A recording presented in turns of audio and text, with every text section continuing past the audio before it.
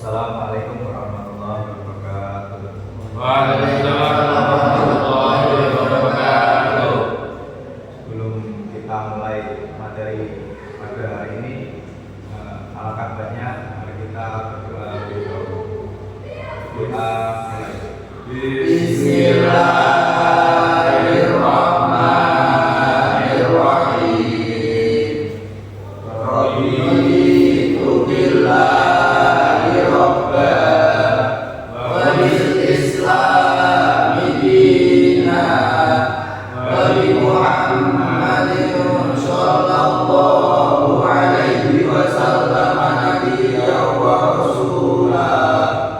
Rabbi zidni ilman nafi'an warzuqni fahman wasi'an. Amin ya rabbal alamin. Baik, mari kita absen terlebih dahulu ya. Ya Pak.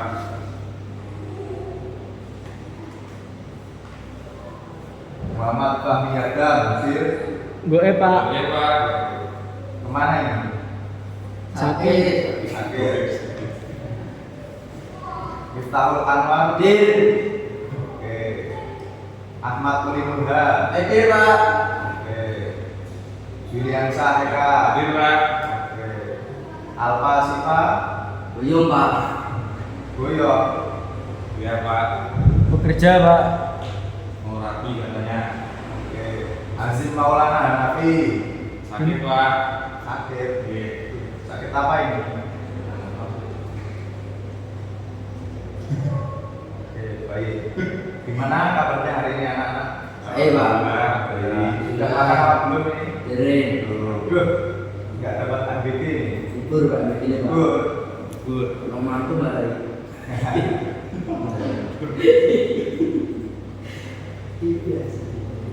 Baik, mari kita buka. Bisa dibuka LKS-nya. Dari asal Pak. Boleh asal. Dari asal Pak. Direk bayar angkanya ya, Rin. Dari bayar SPDB. Buka bab 5 tentang mendakwahkan keramahan Islam. Mungkin Pak. Dakwah ini pun apa anda sing ngertos boten? Dakwah. Mungkin ada yang tahu anak-anak.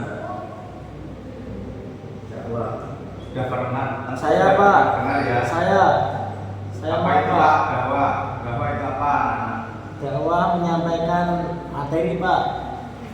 Materi apa? Materi Islam. Materi Islam. Ya, masuk. Ya, bagus, kurang tepat tapi dakwah itu menurut istilah adalah ajakan menurut istilah. Sedangkan menurut bahasa tadi ya. Sedangkan menurut istilah adalah merupakan suatu kegiatan yang memiliki sifat menyerukan atau mengajak serta memanggil manusia untuk beriman kepada Allah Subhanahu wa taala. Dan tujuan utama dari dakwah itu adalah untuk dapat mencapai kebahagiaan yang ada di dunia serta di akhirat. Kemudian dakwah niku wajib napa mboten? Ada yang tahu? Boten Pak. Loh, kok bisa? Ya. Dari ngertos ya Pak. Anwar untuk yang dakwah Pak. Anwar sampun dados penceramah niku. Dan dakwah. Ini dalam Quran surat An-Nahl ayat 16. Berbunyi Bismillahirrahmanirrahim. Ud'u ila sabili rabbika bil hikmati wal mau'izatil hasanati wa jadilhum billati hiya ahsanu inna rabbaka huwa a'lamu biman dhalla 'an sabilihi wa huwa a'lamu bil muhtadin. Artinya, serulah manusia kepada jalan Tuhanmu dengan hikmah dan pengajaran yang baik, dan berdebatlah dengan mereka dengan cara yang baik. Sesungguhnya Tuhanmu itu dialah yang lebih mengetahui siapa yang sesat dari jalannya, dan dialah yang lebih mengetahui siapa yang mendapat petunjuk. Quran surat An-Nahl. Bisa disimpulkan dari ayat ini bahwa berdakwah itu merupakan sebuah kewajiban bagi setiap muslim. Nah, kewajiban di sini itu kewajiban menyampaikan ajaran Islam. Namun kewajiban di sini itu sekadar semampunya seorang muslim tersebut, sebagaimana sabda Rasulullah Shallallahu Alaihi Wasallam, "Man ra'a minkum munkaran falyughayyirhu biyadihi, fa illam yastati fabilisanihi, fa illam yastati fabiqalbihi, wa dzalika ad'aful iman." Barang siapa yang melihat kemungkaran, hendaklah ia mengubah dengan tangannya. Jika tidak bisa, maka dia harus mengubah dengan lisan. Jika tidak bisa, maka dia cukup mendoakan saja. Dan mendoakan itu adalah selama-lamanya iman. Dari hadis ini bisa disimpulkan bahwa dakwah itu wajib bagi setiap muslim dengan semampunya saja. Jika tidak bisa mengajar, maka kita doakan saja. Pak, tanya Pak. Boleh tanya apa?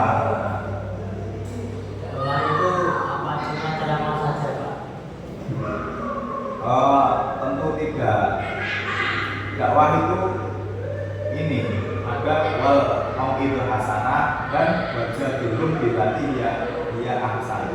Maksudnya itu dengan kita itu mengajak dengan pengajaran yang baik atau dengan berdebat tetapi dengan etika yang baik. Berarti dia harus jadi berceramah Pak ya? Tidak tentu. Nah, kemudian cara kita dakwah itu nanti bagaimana? Apakah ketika ada orang yang melakukan kemungkaran langsung kita tegur atau bagaimana? Ya tentu tidak. Kita harus pelan-pelan. Kanjeng Nabi itu pernah dakwah, pertama kali dakwah itu bahkan secara sembunyi-sembunyi. Sudah dijelaskan pada Quran surat Asy-Syu'ara ayat 214 sampai 216. Berbunyi Bismillahirrahmanirrahim.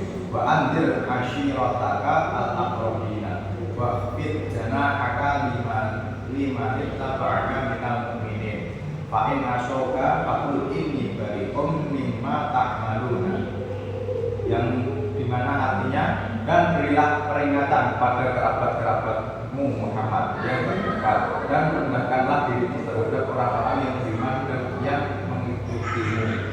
Kemudian jika mereka mendurhakaimu, maka katakanlah Muhammad, sesungguhnya aku tidak bertanggung jawab terhadap apa yang kamu kerjakan.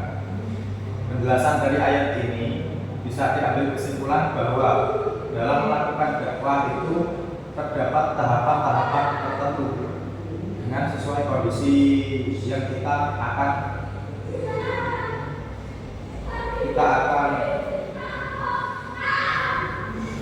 dengan sesuai kondisi. Kemudian Rasulullah itu pernah dakwah, pertama kali dakwah itu terhadap orang-orang terdekat atau keluarganya saja, bahkan itu secara sembunyi-sembunyi. Hal ini karena keadaan itu masih belum memungkinkan untuk berdakwah secara terbuka.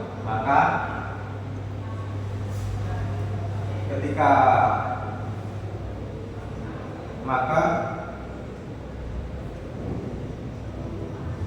dakwah kepada keluarga dekat itu melakukannya itu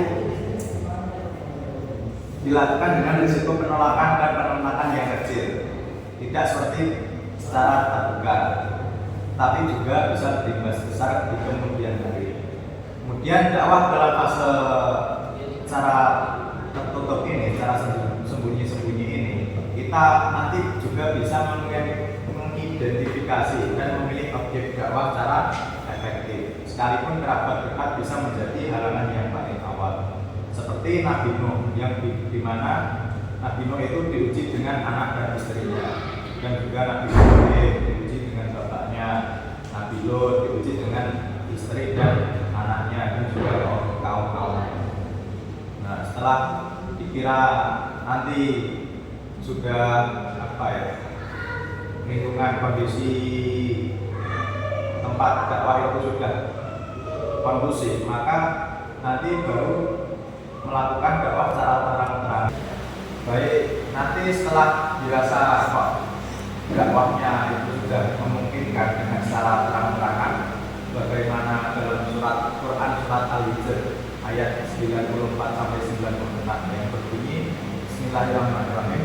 Fasda bima tu'maru wa a'rid 'anil musyrikin inna kafainakal mustahzinina alladzina yaj'aluna ma'allahi ilaha akhara wa sawfa ya'lamun.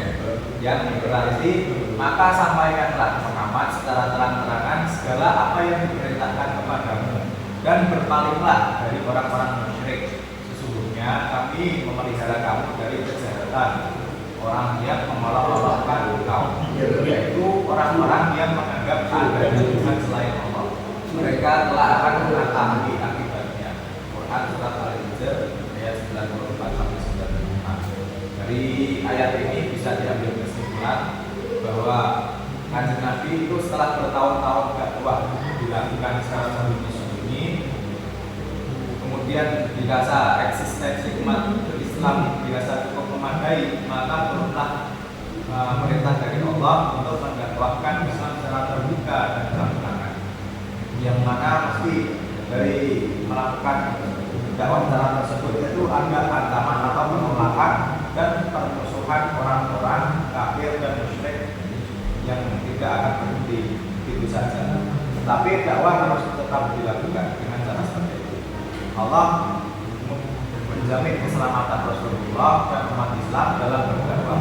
Bahkan tugas mereka hanya menyampaikan ajaran Islam, penerimaan adalah urusan Allah.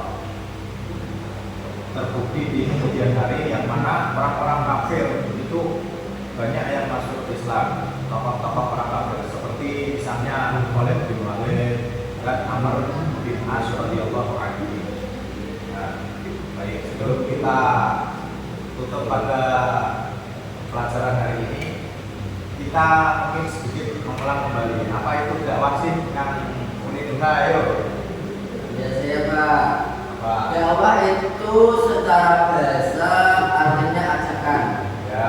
Sedangkan secara istilah itu merupakan kegiatan mengajak Ya. atau gimana ya? Itu sifatnya itu mengajak seseorang untuk taat kepada Allah dan beriman kepada Allah. Oke, baik. Adam ditur Pak.